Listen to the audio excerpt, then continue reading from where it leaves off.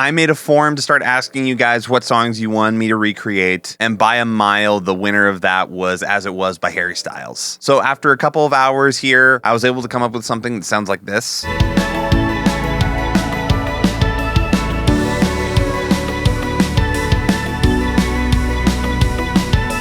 And I want to show you guys how I came up with it. But first, just in case you're not already, hit subscribe. Also, if you want to decide on what song I do next, there's a form down in the description. We'll start out with this main guy that's in the verse.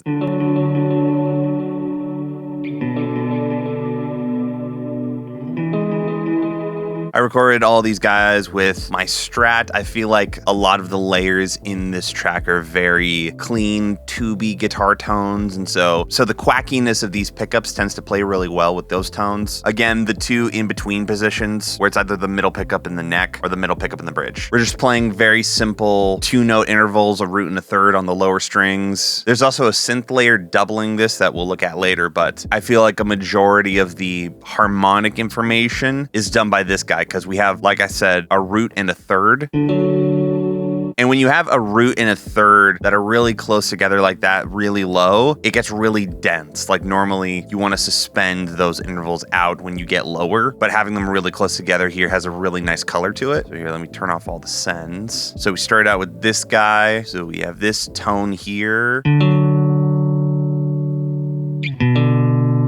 which is a preset that I made. It's basically my take on the Nile Rodgers style sound where you just plug your guitar directly into the board, which is how you get a lot of that classic funk sound. So a little bit of drive, really low gain, really high volume. Learned that from Corey Wong. Going into the supercharger, which is doing a lot of compression, into the EQ, which is doing a lot of the tone shaping, and then doing some more compression, but blending it in a little bit so it's not as extreme as this guy up here. And then some effects in this preset that I'm just not using right now. So with it off, with it on.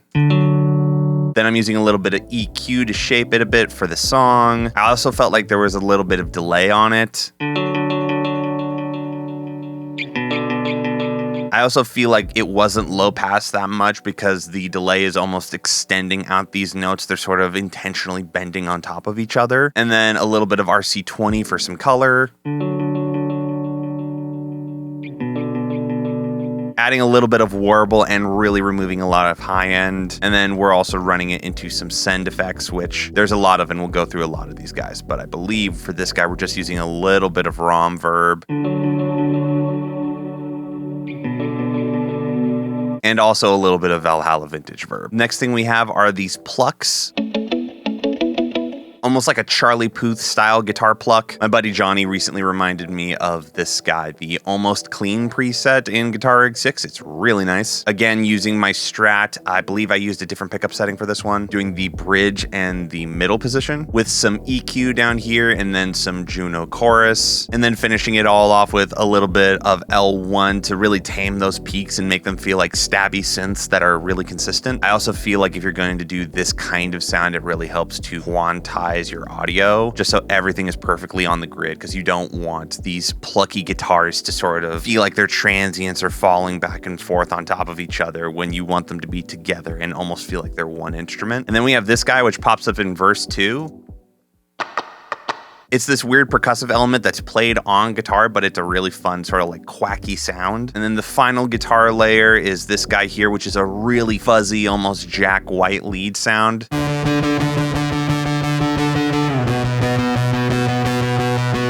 This guy is just playing the chords, which, by the way, I forgot to mention we're in the key of A major, so I believe we're doing a 4 minor second 5-1. For this guy's tone, I just modified that same preset that the first guys had. Basically mess around with the fuzz until you get the right texture you want, and then drive it into the compressors with the volume knob to the level that you want. And that is all the guitars. So let's look at the synthesizers, which I think a lot of people are probably going to be most interested in this guy right here.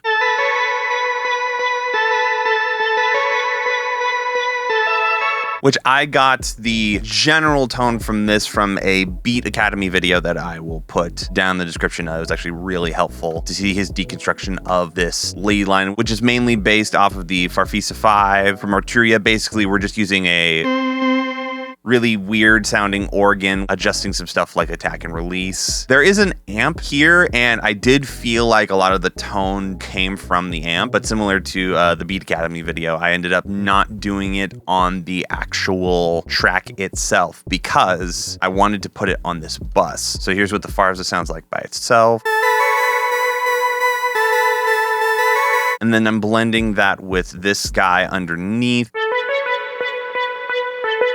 which is a preset that I'm making in Vitals right now. I am working on like a Vitals like indie pop synth pack right now, and I'm having a lot of fun doing it, but it is not ready yet right now. I feel like with a lot of these like sound design things, it's a lot of just messing with an oscillator and the unison and the spread until you get something really colorful that you like, and getting a lot of really thick tone out of just the oscillators, and then adjusting that with the envelopes and the filters. Also, I think another thing that makes synths feel very vintage-y is the fact that a lot of vintage synths have oscillators that are not really consistent. They're old and they sort of fade in and out of tune a lot. Like a lot of old synthesizers actually have a fine-tune knob on them because you need to tune the oscillators in something like a Juno or something like that because they sort of like shift over time. And I find that a lot of like those shifting, like not perfectly in tune oscillators is actually what a lot of people like about analog synths. So to replicate that, I have this LFO going, which is just a very simple triangle wave. And that triangle wave here is changing the fine pitch of both of my oscillators, and it's affecting both of them slightly differently. So if you look here on these little guys, whenever it gets to the top here, it's a little bit out of tune, and then it will slowly fade up and down. And then messing around with a little bit of compression. But yeah, both of these guys together sound like this,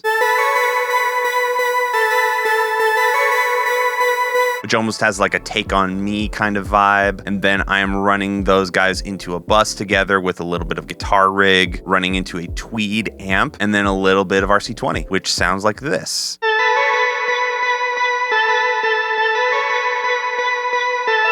So I was actually pretty happy with how that sounded. We also have the Arturia Juno just holding out some chords.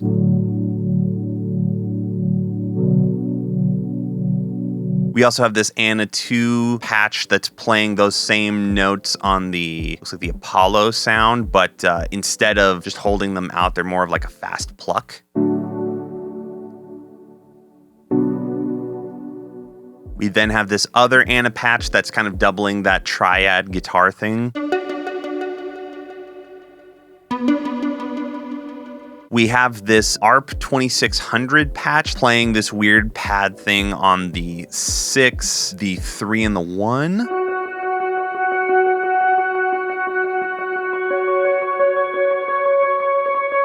And then we have this guy, which is almost a tagline out of the chorus. We're using Anna 2 with the lo-fi piano sound, which you can hear underneath the vocal when he gets to the end of the line. It's like, we know it's not the same as it was. You can hear it lightly there. And then this is probably the one that I am the most disappointed with, is on the very last chorus, there are some church bells that are just doing this really cool thing. And I looked through my entire sample library. I do not have any church bells or anything even somewhat like that. So I just found something that I thought was kind of similar. But when you bury them in the mix, they kind of sound like it. So I don't know, sue me. I don't have any church bells. Underneath that, we have our synth bass,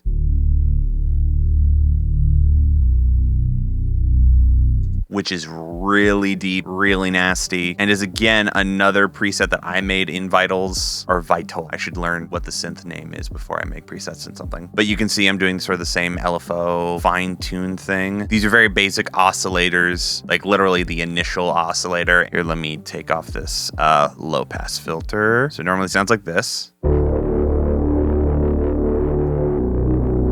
And I found something that made that sort of really thick low end come out is I actually have two oscillators. And on that lower octave, I actually don't have the oscillators or the voices spread out that much. So if I turn that off,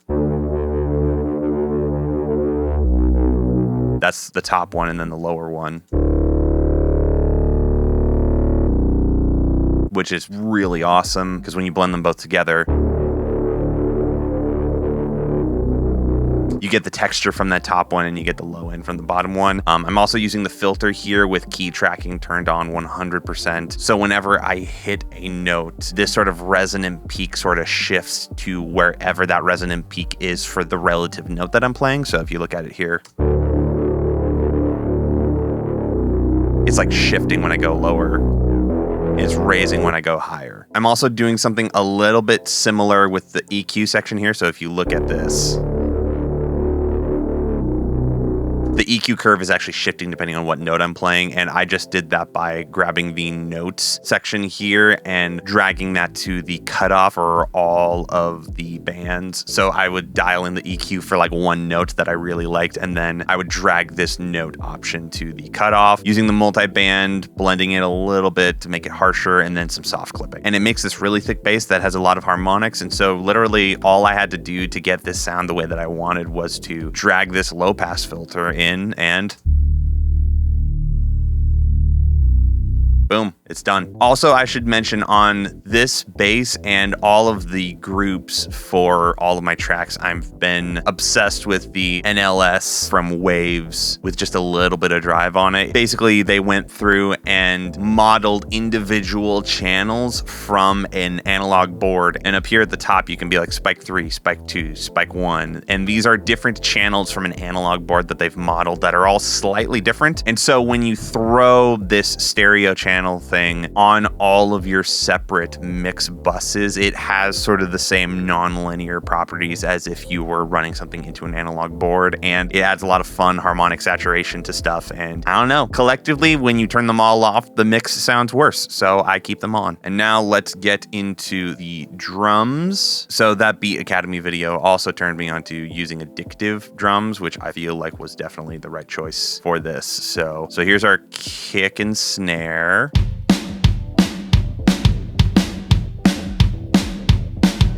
Both are using the trial version of addictive drums, I think. And the only thing I'm doing is adjusting the sustain, and looks like on the snare, I also have a little bit of EQ going on. And I think one of the main things that got these guys as beefy as I wanted them to be is the fact that there was a lot of parallel compression. So what I did was I made my own sort of drum send. So you can see the kick and a majority of the snare is going to this drum reverb send here. So on this drum send, I have a little bit of Valhalla Vintage verb on a fat snare room with a little bit of EQ, and then really compressed it with Kramer Pi as if it was like a drum room mic. And then I'm actually sending that send back to an audio track in Ableton and including that in my drum bus. I feel like part of the sound of like a lot of drum kit is having that room mic. And I feel like if you just send it out to this send effect and then process it there and send it to the master, it doesn't have the same vibe. And then here's width. I mean, to me, that sounds like a pretty natural sounding drum room. And then we're processing that on our drum bus with a little bit of 1176, just taming everything in the kit a little bit. Parallel compression, where we have an insanely squashed drum sound that we are then blending in parallel. And then a little bit of fresh air and that NLS strip on top of that. And then underneath that for our cymbals, I'm actually using a separate kit. I'm using Superior Drummers Rock Warehouse for our ride because I wanted more of like a raw tonal ride. I feel like a lot of the sound of the final mix is actually just that like really washy, ringy ride. And then some crashes from another EZX. Also, there's this very like white noise ride thing that comes in on like the second half on a lot of the choruses, which is just a 808 ride sound that I shortened and transposed up a bit. Another thing that I noticed was in the verses, there were these like weird ambient layers underneath stuff. And the more I listened to it, it to me just kind of sounds like a vocal. So I have this going slightly underneath the entire verse. So what I did to get that sound was I took this Cara vocal sample from Splice. I can show you what love's supposed to feel like. And I just turned on warp, stretched it out, made the loop size very small, and just stretched it out a ton, pitched it into the key of the song. And then I think in this guy, I ended up pitching it down, like an octave or two, and then just sort of buried it under the mix a little bit. And it sounds really weird when you listen to it by itself, but when you hear it with the context of the song, it's not as audible of a layer, and it just kind of like tickles your ears in between hits. And that's basically everything. On my master bus, I have a little bit of C4 with the multi-electro mastering, just tame some of the mids, a little bit of glue compression in Ableton, a little bit of a mid cut with Pro Q, a virtual tape machine, and then just some L1. And all that together should sound something like this.